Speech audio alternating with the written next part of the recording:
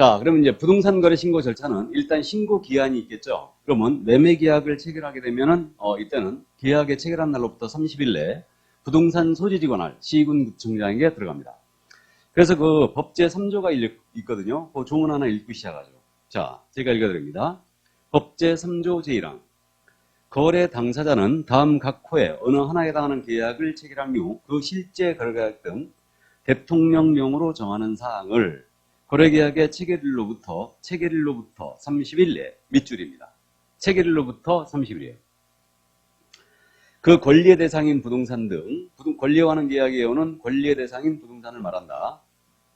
부동산 등의 소재지를 관할하는 시장, 구가 설치되지 않은 시시장 및 특별자치시장과 특별자치도 행정시시장을 말한다. 군수 또는 구청장 이하 신고관청이라 한다. 신고관청이 밑줄 긋고요. 공동으로 신고해야 된다.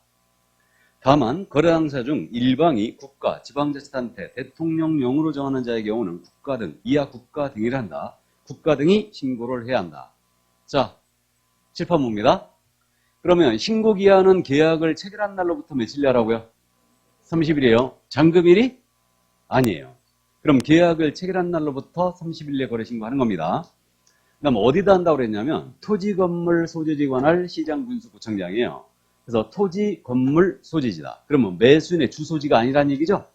매수인의 주소지가 아니고 토지 건축물 소재지 관할 시장 군수 구청장 이 자리에 들어가는데 이 자를 신고관청이라고 부를 겁니다. 앞으로 구분해야 되는데 우리 등록관청이 있었죠. 등록관청은 중개사무소 소재지 시군 구청장이었어요.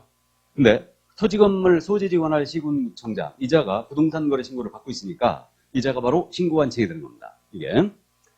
자, 그 다음에 이제 신고 의무자에 관한 사항 가볍게 언급이 됐는데 쌍방이 직거래할 수 있죠.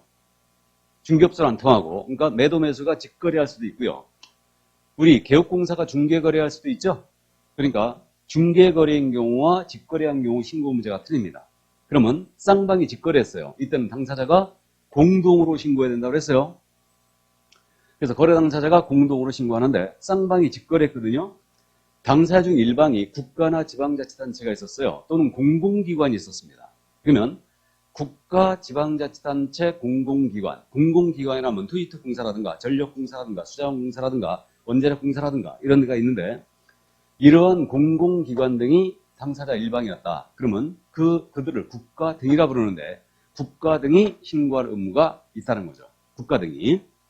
자, 그래서 쌍방이 직거래하면 공동으로 신고해야 되고 국가 등이 포함되어 있다면 국가 등이 신고할 의무를 부담합니다. 이때는 타방 당사자 아예 신고 의무가 없어요.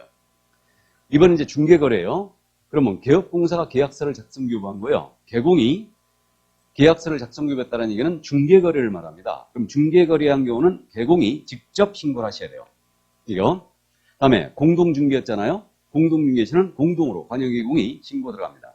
이때는 당사자에게는 아예 신고 의무 자체가 없어요. 아예. 자, 그럼 여기까지 잠깐 한번 볼까요? 더 세부적으로. 자, 그러면 이제 잠깐 짚어보는데 어떤 계약을 했을 때 부동산 거래 신고하느냐 이 문제는 해결했어요. 토지 건물 분양권 입주권의 매매 계약을 하면 이제 거래 신고해야 되고 공급 계약을 해도 거래 신고한다. 그럼 계약을 체결한 날로부터 했죠. 며칠이라고요? 30일 기억해 두시고 이때 신고는 어디에 한다고 그랬냐면 신고관청에 들어간다고 했어요. 토지 건물 소재지 관할 시장 군수구청장에 들어간다고 그랬습니다. 자, 그러면 이제 사례를 가지고 짚어볼까요? 쌍방이 직거래했습니다. 중개업소를 안 통했어요. 이거. 이 토지의 소재지는 연수구에 있었고요. 그 다음에 을의 주소지는 서구에 있었습니다. 자, 그럼 부동산 거래 신고 누구한테 해야 돼요? 연수구청장에게 이자계하고 답과 을이 공동으로 해야 되죠? 직거래니까. 그러니까 이들은 계약을 체결한 날로부터 30일 내에 연수구청장에게 이제 들어갑니다. 이 부동산 거래 신고를 공동으로 신고 들어가요. 그러면 부동산 거래 계약 신고서 서식이 있겠죠? 부동산 거래 계약 신고서를 씁니다. 이 신고서를 쓰는데 먼저 매도인이 쓰기로 했어요. 그럼 매도인이 이제 쭉 작성을 하죠. 그럼 이제 작성을 했으니까 매도인 하고 여기다 대고 서명 또는 날인을 합니다. 다음에 매수인도 해야 되겠죠. 그럼 매수인 내용 확인하고 이제 매수인을 해갖고 서명 또는 날인을 했어요. 둘 다. 그 다음에 이 신고서를 이제 내야 될 거 아니에요? 그러면 신고서를 제출하는데 신고서 제출하는 방식은 방문 신고의 방식이 있고 전자문서의 신고 방식이 있어요. 그럼 방문 신고라는 것은 연수구에 지금 출두하여 이 신고서를 낸다는 얘기죠. 이 얘기예요. 자, 그럼 이제 전자신고는 인터넷으로 하는 신고를 얘기합니다. 그래서 전자신고서부터 간단하게 말씀드리면 우리 시군구 홈페이지 있죠. 시군구 홈페이지를 들어가면 부동산 거래 신고해갖고 단추가 다 있어요. 시군구 홈페이지는 다 있습니다. 그래가지고 이게 이제 RTMS라고 그러거든요. 부동산 거래 신고 시스템이에요. 그래가지고 여기 이제 접속을 하는 거죠. 접속을 해갖고 성명, 주민번호 입력해야 돼요. 그 다음에 공인인증서 있어야 됩니다. 그럼 공인인증서 제도를 폐지했으니까 지금은 뭐라고 한다고요? 공동인증서. 맞죠? 그게 있어야 돼요. 그래가지고 그 공동인증서를 통하여 이제 매도인이 먼저 쓰기로 했어요. 그럼 여기 연수구 홈페이지 들어가고 부동산 거래 신고센터 접속을 딱 합니다. 해가지고 이제 성명, 주민번호, 그 다음에 이제 공동인증서를 통하여 로그인을 했어요. 그리고 신고서를 불러와요. 불러와가지고 쫙 이제 입력할 게 입력합니다. 그리고 이제 닫고 빠져나와야 되죠. 그럼 마지막에 전자서명칸이 있거든요. 그러니까 매도인이 전자서명칸에 클릭을 딱 하는 거예요. 그럼 이제 공동인증서로 접속을 했기 때문에 전자서명이 되는 겁니다. 그러고 나서 매수인한테 알려줘야 되죠. 내가 다 썼으니까 내용 확인하고 이상 없으면 제출해라 하고 매도인이 이제 또 접속을 해야 되죠. 그럼 매도인이 성명, 주민번호, 그 다음에 공동인증서 써가지고 다시 접속을 해요. 그래가지고 매도인이 써놓은 거를 불러옵니다. 불러왔고 내용을 쭉 확인했더니 이상이 없어. 그리고 전자서명 있죠? 전자서명 딱 클릭하고 제출을 딱 클릭하면은 이제 연수구로 내지는 거예요. 이게 바로 전자신고다. 이게. 자, 그럼 이제 요건 전자신고 방식이었고, 그럼 방문신고는 이때 출두하여 낸다는 얘기죠.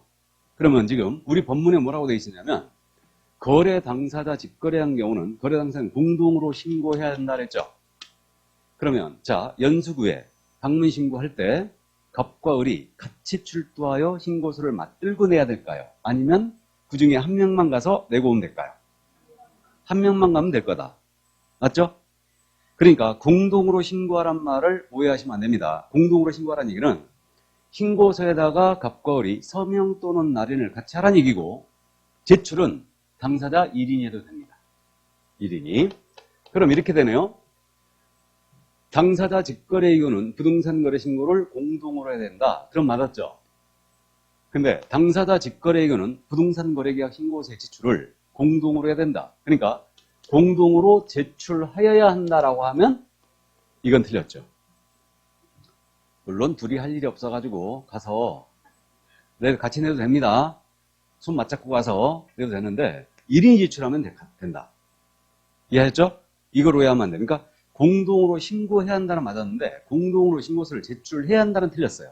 1인이 가서 제출하면 됩니다. 그러면 이제 방문 신고하는 거예요. 매도인이 내기로 했어요. 매도인이. 그럼 매도인이 자기 신분증 내보여야 되겠죠. 신고할 때 신고자는 무조건 신분증 내보여야 됩니다. 내가 매도인 갑이다 하고 신분증 내보이고 신고서를 내고 오면 돼요.